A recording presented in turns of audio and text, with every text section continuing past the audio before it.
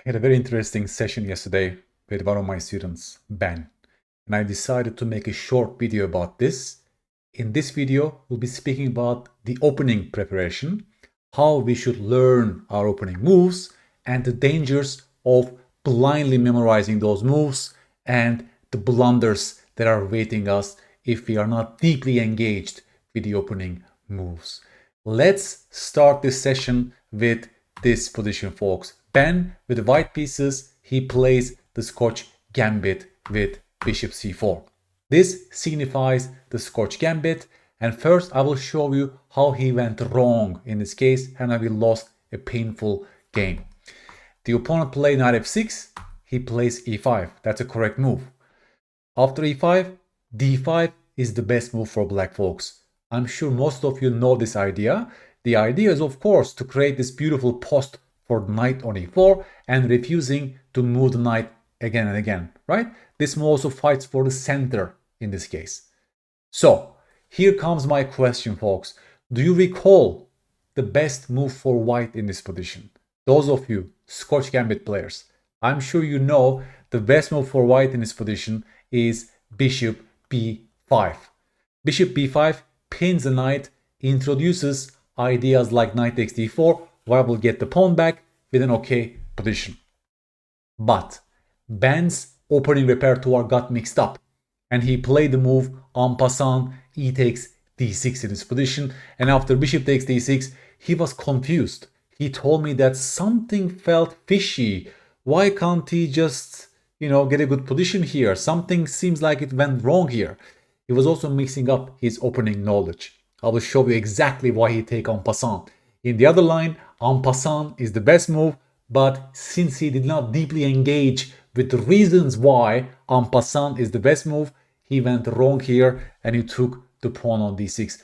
Look what he's doing. He's only helping the black pieces, right? He's only helping the black bishop to develop to d6 with this move. What did white get in return of this move? Now comes my question to you, folks. Beautiful blunder check puzzle. Can white take on d4? Please stop the video, dig deeper, and engage in a proper blunder check. Is this pawn on d4 safe to capture, or can that be a blunder? That's a beautiful position, folks. And you're a great player if you said it's a blunder. Why? Because first of all, after takes, you're seeing the alignment. You're creating an alignment of the queen on d8 and your loose queen on d4. Thus, this move bishop b4 check must be checked, right? Bishop b4 check is on the board, and now the queen will be hanging on the next turn.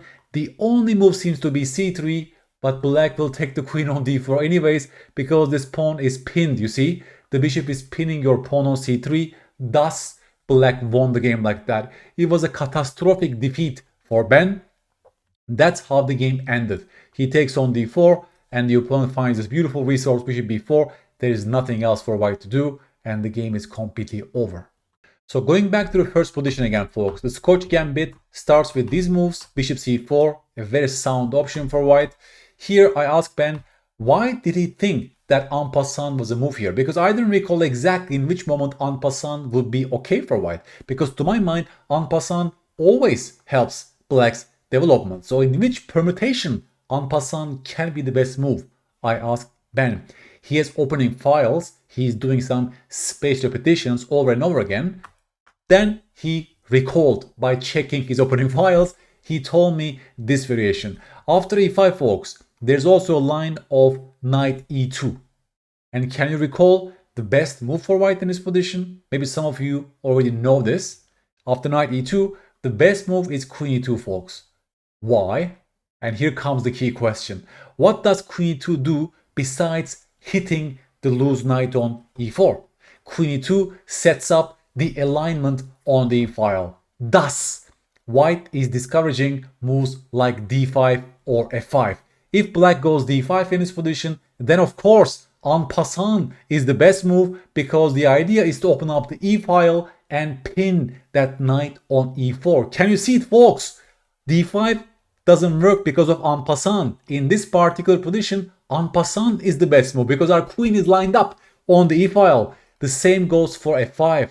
you take en passant and you utilize the pin on the e file. So after knight e4, queen e2, after d5, en passant, the best move.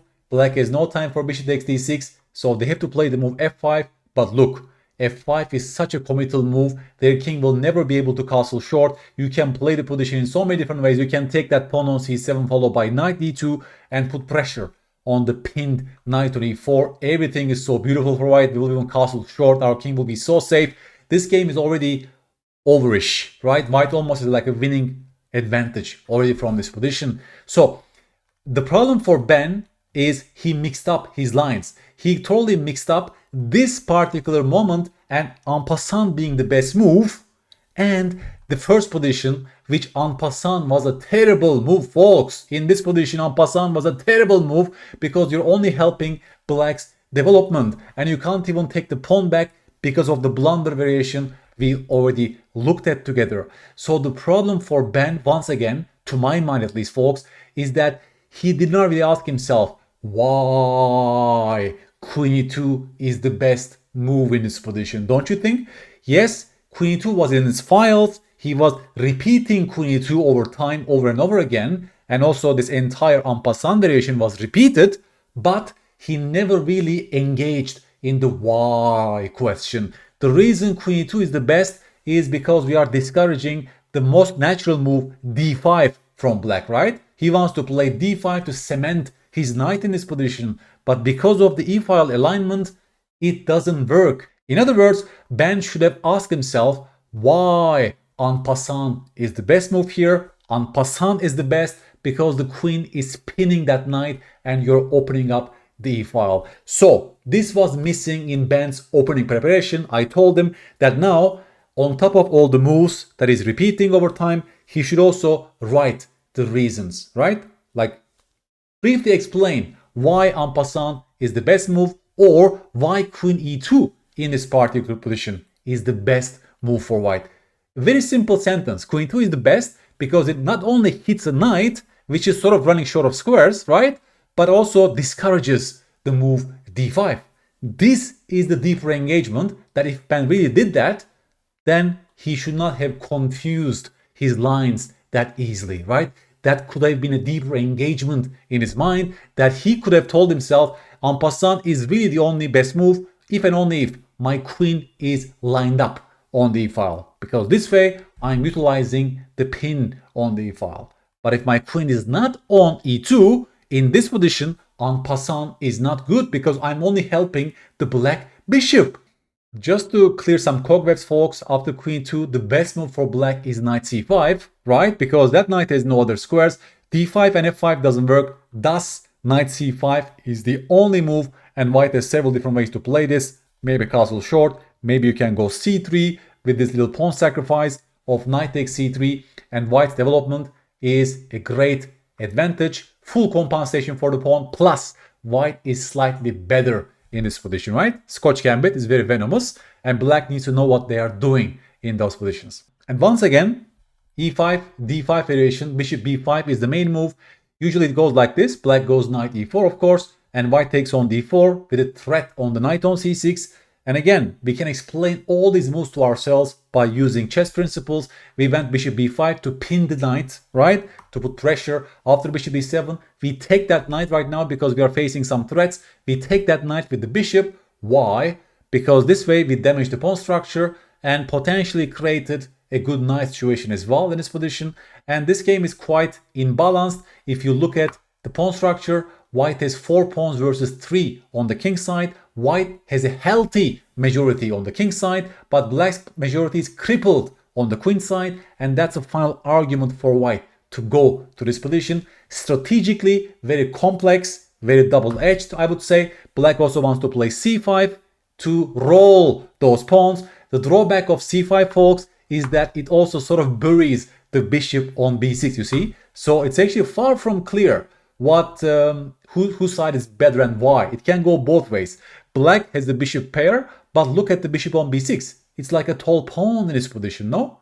So it can also like backfire for Black strategically in those positions. For example, moves like c4 is coming and you really want to bury and shut down the bishop on b6. You can even play let's say bishop h4 to activate your bad piece, and play a4 a5 to trap the bishop. If they go a5, the bishop has become even worse on b6, and black is facing some strategic risk in this position, while white can slowly get ready to roll the kingside pawn majority. So Ben, as you grow stronger, middle game ideas should also take shape. You should look at your typical middle game plans, typical motifs in the middle game, and connect them to those ideas and chunks. For example, the kingside pawn majority, the bishop being bad, bishop pair advantage versus the pawn structure imbalances. All these chunks should also factor in at some point when you deepen this knowledge of Scotch Gambit.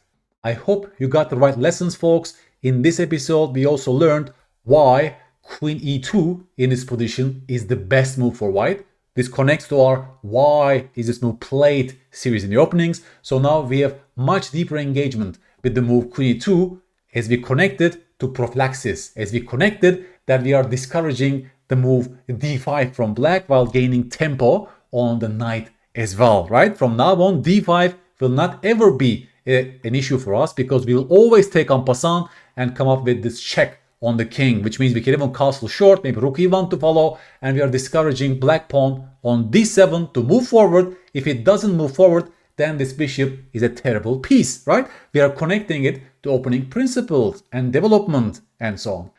And finally, folks, it goes on to show the importance of fixing basic thought processes. For example, blunder checking the move like knight takes d4 was crucial for Ben to avoid this early disaster. So Ben, not only opening preparation, you also need to fix your floor, raise your floor by engaging in such blunder check exercises to avoid such defeats, such painful defeats like this.